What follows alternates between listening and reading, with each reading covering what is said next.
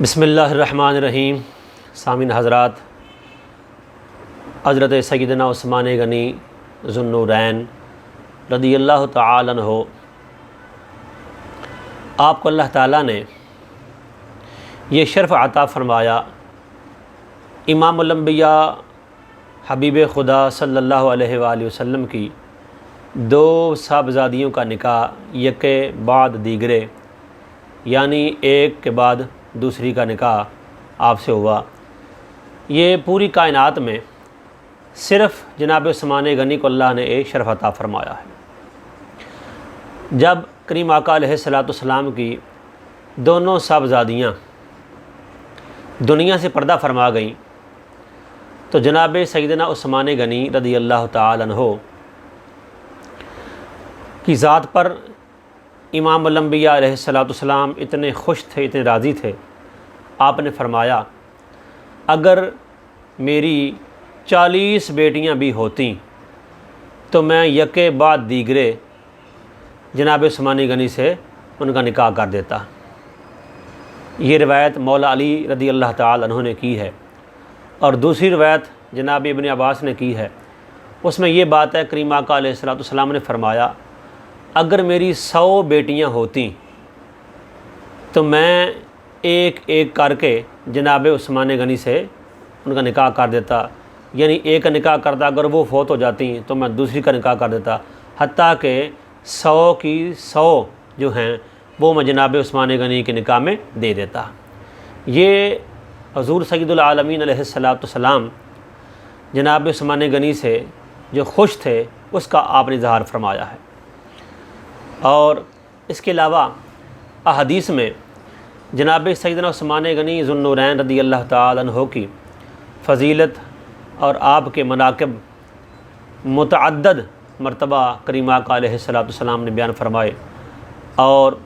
یہ بھی ہمارے کریم آقا علیہ الصلوۃ والسلام نے فرمایا کہ جناب عثمان غنی رضی اللہ تعالی عنہ نے 2 بار جنت خرید لی ہے، ایک مرتبہ بیر رومہ خرید کر اور ایک مرتبہ غزوہ تبوک کے موقع پر مال پیش کر کے۔ اور غزوہ تبوک پر مال کتنا پیش کیا؟ 950 اونٹ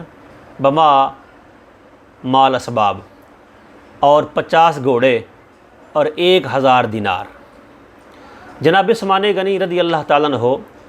جب اپنا مال لے کر آئے آقا کی بارگاہ میں تو 1000 دینار کریم آقا علیہ الصلوۃ والسلام نے اپنی گود میں رکھے، تو ان دیناروں کو اپنے ہاتھ مبارک سے آقا علیہ الصلوۃ والسلام الٹ پلٹ رہے تھے اور فرما رہے تھے آج کے بعد عثمان کو اس کا کوئی عمل بھی نقصان نہیں دے گا۔ شارح فرماتے ہیں اس فرمان عالی شان کا مطلب یہ تھا کہ آج عثمان کا دل ہمارے قبضے میں آ گیا ہے، اس کے بعد عثمان غنی کے دل میں اور عثمان غنی کے ہاتھ سے اور اس کے جسم سے کوئی ایسا کام سرزد نہیں ہوگا، صادر نہیں ہوگا جو ہماری مرضی کے خلاف ہوگا۔ تو جناب عثمان غنی رضی اللہ تعالیٰ عنہ نے اپنی زندگی میں مسجد نبوی شریف میں کچھ ایسی زمین کا خطہ خرید کر شامل کیا جو کہ عین مسجد نبوی کا حصہ ہے، جس کے متعلق کریم آقا علیہ الصلوۃ والسلام نے فرمایا کہ اس میری مسجد میں جو ایک نماز پڑھے گا اس کو اللہ تعالیٰ 50,000 نمازوں کا ثواب عطا فرمائے گا۔ ارے جس مسجد میں جا کر تم نماز پڑھتے ہو، مسجد نبوی شریف میں، اس مسجد نبوی شریف کی زمین جو ہے وہ جناب عثمان غنی نے خرید کر اللہ کی راہ میں وقف کی تھی۔ اور اس کے علاوہ جناب عثمان غنی رضی اللہ تعالیٰ عنہ ایسے سخی تھے، جب آپ اسلام لائے تقریباً آپ سے پہلے صرف 3 آدمی مسلمان ہو چکے تھے، اور چوتھا نمبر اسلام میں داخل ہونے کا آپ کا تھا۔ جناب عثمان غنی رضی اللہ تعالیٰ عنہ نے ایک ایسا وظیفہ شروع کیا جو کائنات میں نہ کسی نے پہلے کیا تھا اور نہ قیامت تک کوئی کرے گا۔ جناب عثمان غنی جب سے مسلمان ہوئے، اسلام لائے، اس دن سے لے کر شہادت کے دن تک اس پوری زندگی میں جتنے جمعے آئے، ہر جمعۃ المبارک کو جناب عثمان غنی ایک غلام آزاد کیا کرتے تھے، اور اگر کسی جمعہ میں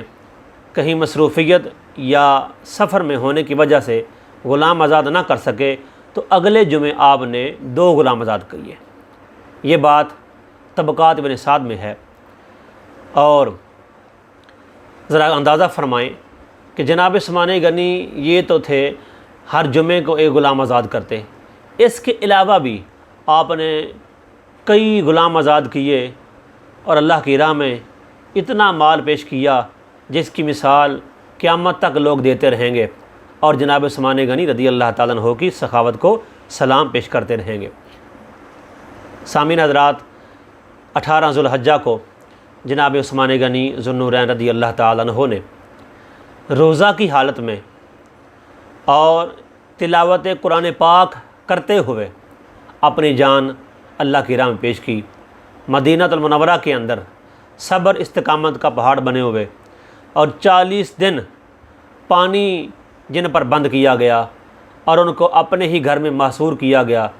اور مسجد نبوی شریف میں ان کو نماز پڑھنے سے روکا گیا۔ ان مظلوم مدینہ عثمان غنی رضی اللہ تعالیٰ عنہ نے 18 ذو الحجہ کو روزے کی حالت میں قرآن پاک کی تلاوت کرتے ہوئے اپنی جان اللہ کی راہ میں پیش کی، اور آپ کا خون جو تھا وہ سورہ بقرہ کی وہ آیت جو ہے فَسَيَكْفِيكَهُمُ اللَّهُ وَهُوَ السَّمِيعُ الْعَلِيمُ، اس آیت کریمہ پر آپ کا خون گرا،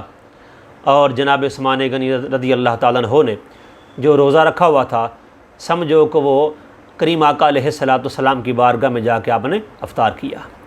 اللہ تعالیٰ جناب عثمان غنی ذو النورین رضی اللہ تعالیٰ عنہ کے درجات کو مزید بلند و بالا فرمائے، اور آپ کے صدقے سے اللہ تعالیٰ پوری امت مسلمہ کو امن، چین، سکون، اطمینان عطا فرمائے۔ آمین ثم آمین۔